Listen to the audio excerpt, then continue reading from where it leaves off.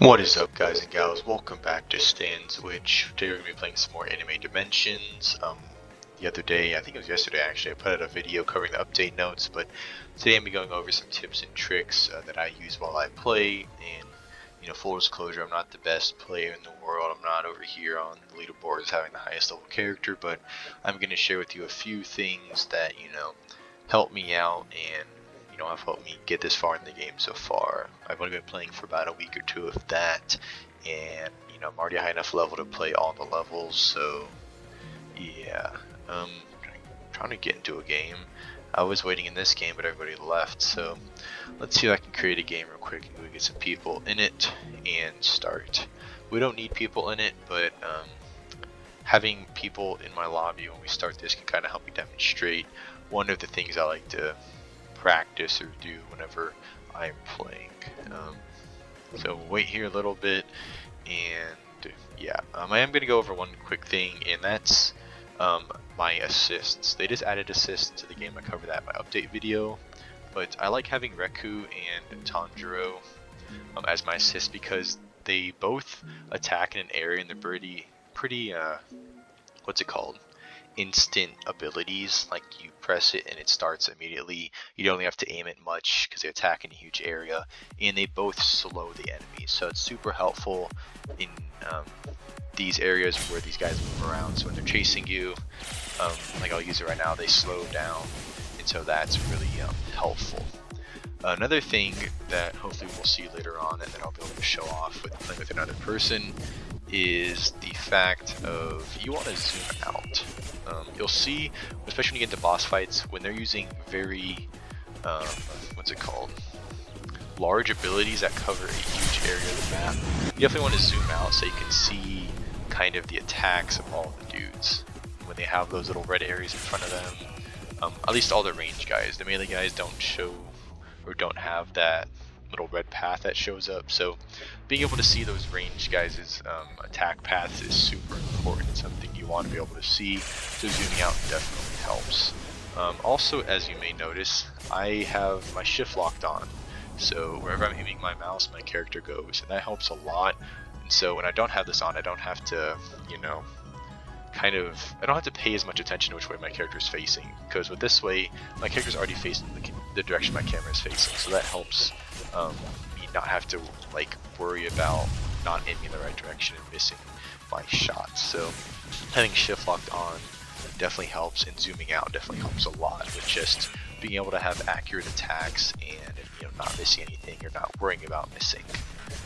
And then, always make sure you're using your abilities whenever they're up and off of cooldown. You don't want to have a bunch of time where your abilities are, available, but you're not using them. You want to be kind of using them as often as you can. Right here, I'm going to use this just because I have it to go on cooldown and start getting ready for the next usage of it. Right there was kind of an example of another thing I want to talk about is with your abilities, even though you want to use them as often as you can, you want to be mindful of when you're using them. Because a lot of abilities have kind of a time after you use them when you can't move.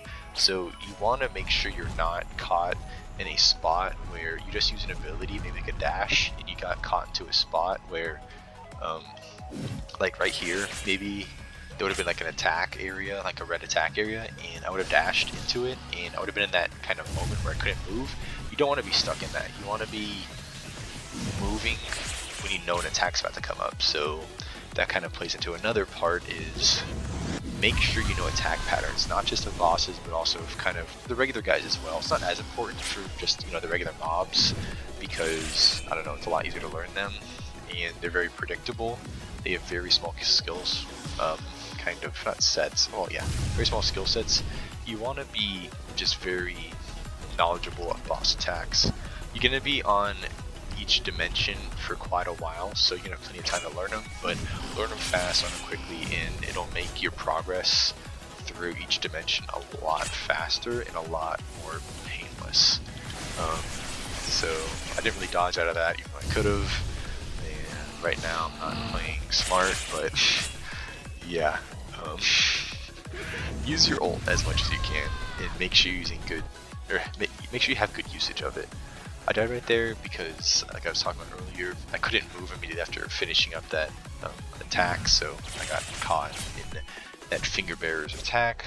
But you know, with the ult right before it, I made sure I killed all the guys behind the boss as well. So it wasn't just aiming at the boss, I was, you know, killing 2 birds or 3 or 4 birds with 1 stone. So make sure you're getting the full usage out of all of your abilities and use them as often as you can, but also, you know, you don't want to use your ult on one enemy, even just because, you know, it's not on cooldown. You want to, you know, wait until you have a bunch of guys at once, and then you blast them all like this. This is a perfect usage, I think, of an ult. I just wiped out that whole area of mobs, and we're gonna kill these guys. And while we're killing these guys, I'll have my ult recharge, and then I'll have my ult up for the boss fight. So timing is definitely very important.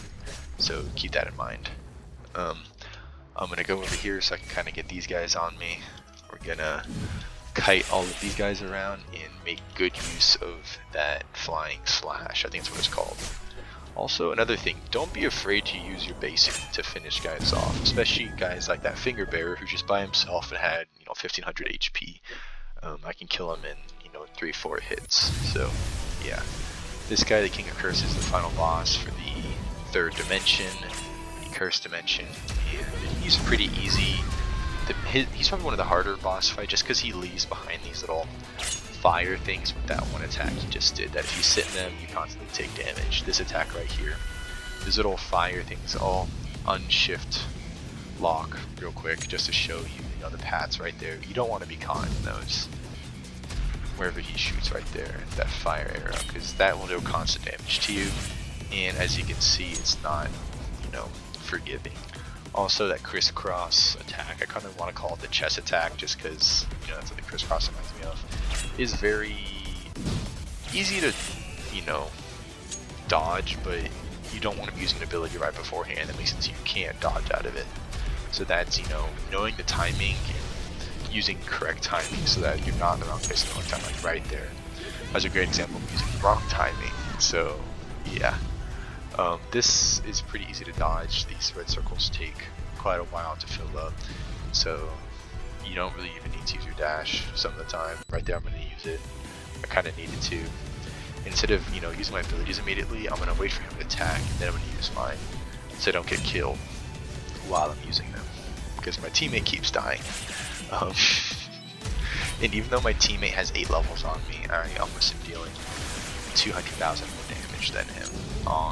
Also, even though you're sometimes out of the attack range, like right there, it still hits you for some reason, and I'm gonna die right there because of that attack. So, like I said at the beginning, I'm not the best player, I'm not perfect, and I still make mistakes, and you know, that's an example of it. I definitely shouldn't have, what's it called, use that attack right then. But also, the timing of that circle attack, like from the sky right there, is kind of random, so that one's harder to figure out and adjust for, but still. Yeah, didn't get the best reward, got an A, which is decent, but yeah, dealt almost 200,000 damage more than someone who is, I guess, 7 levels on me now at the end when I leveled up. So as you can see, you know, my tips definitely do work. And yeah, let's see what I got. If it's better than what I had. Still is a little bit better. Let's throw that in there. Got pretty good stuff. So I guess kind of to sum it up, I use shift lock. If you don't know where that's at, settings, where is it? Actually I don't even know where it is. Oh, shift lock right here, very top one. This is when you press shift, it locks your camera or your character facing where your camera is, so that one's very useful.